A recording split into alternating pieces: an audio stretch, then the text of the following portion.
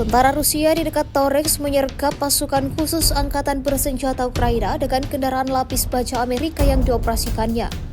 Rekamannya ramai beredar di media sosial Telegram pada Senin 5 Agustus 2024. Pejang Gorlivka pertama-tama menghancurkan Hammer, dan kemudian pasukan serang Rusia melompat keluar dari penyergapan dan melenyapkan pasukan khusus Ukraina yang masih hidup.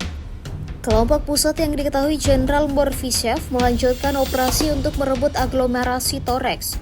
Dapat dilihat dalam rekaman kekacauan yang ditimbulkan militer Rusia pada posisi Angkatan Bersenjata Ukraina.